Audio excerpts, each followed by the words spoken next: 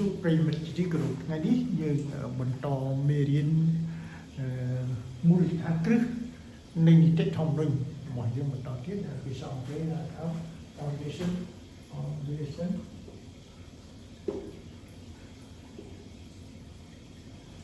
of constitutional law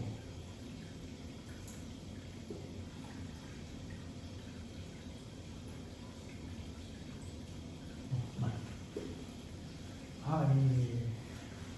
យើងពីថ្ងៃមុនស្លាយទី1យើងបានរៀនអំពីមូលដ្ឋានគ្រឹះទាំងអស់មានប្រមាណបាទផ្សេងអាចចាំបានជួយវាកំណត់មកវិញផងដល់តែបើសិនជាចាំណា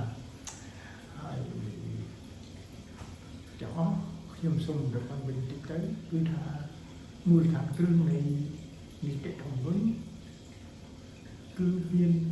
4សំខាន់គឺ1គោលការណ៍នីតិរដ្ឋបាទទី2គេបាទទី2 fundamental rights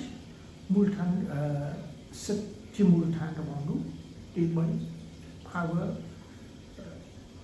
operation power separation of power ហើយទី4 judicial review ការពិនិត្យវិចារគ្រប់ភាពរបស់តុលាការអញ្ចឹងថ្ងៃនេះយើងបង្ហាញតែគោលការណ៍ពីក្រហម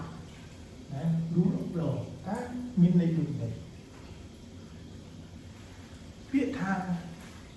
នីតិរដ្ឋគឺរដ្ឋគោរពច្បាប់ណារដ្ឋគោរព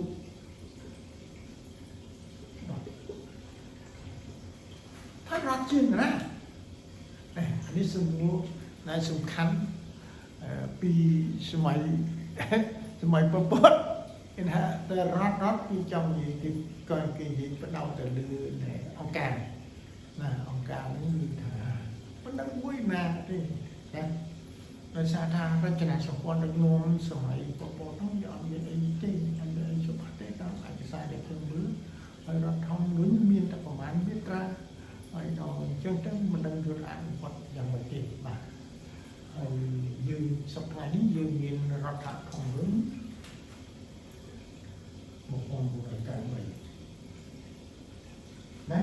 ដ្ឋធម្មនុញ្ញ1993នេះគឺបានចែកពីមាត្រា31ដល់មាត្រា50គេនិយាយពី